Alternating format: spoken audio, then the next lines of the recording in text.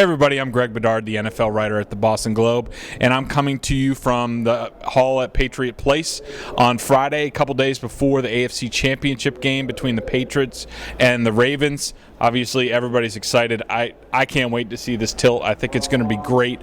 I think it's two pretty evenly matched teams. They do it different ways, but I think that both teams are effective and kind of, looking at Sunday's matchup, in a couple keys for each team. For the Ravens, I think the number one thing that they have to do is eliminate Wes Welker, or at least minimize Wes Welker.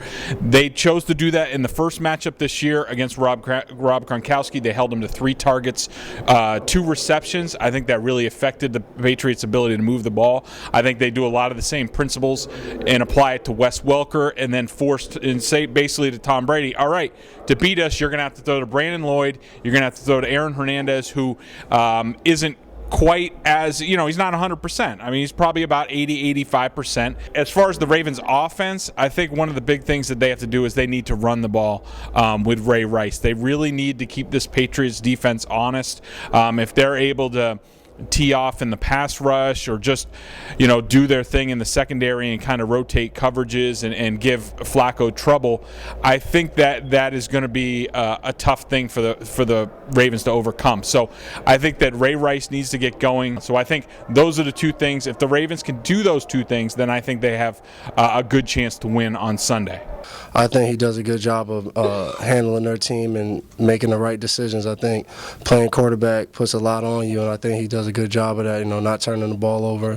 When you see a guy make the plays he made last week, with I think a little over a minute left, with I think it was 70 or 80 yards to go, and to make that play down the field, I think that's big, and he's clutch and he makes plays for them.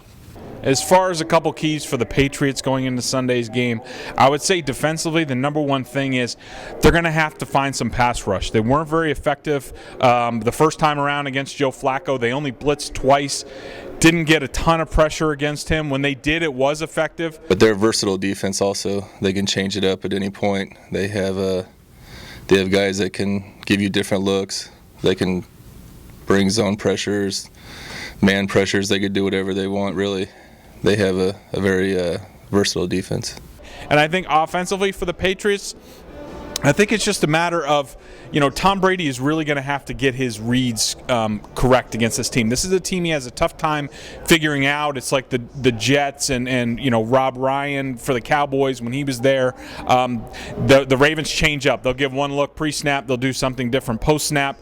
That causes problems. But Brady is going to have to really do a good job of finding the mismatches because they are out there. I can't wait for the game. I think it's going to be a tremendous game against two teams they should be here. These are the two best teams. I know the Ravens have had some trouble throughout the year on both sides of the ball, injuries on defense, inconsistency on offense. The Patriots have been terrific ever since they were 3-3. I think this is going to be a slugfest. I think it's going to come down to the end. Whoever makes the big play in the fourth quarter, I think, is going to win this game, and I can't wait to watch on Sunday. So that's it from the hall at Patriot Place. I'm Greg Bedard, the NFL writer at the Boston Globe. We'll see you next time.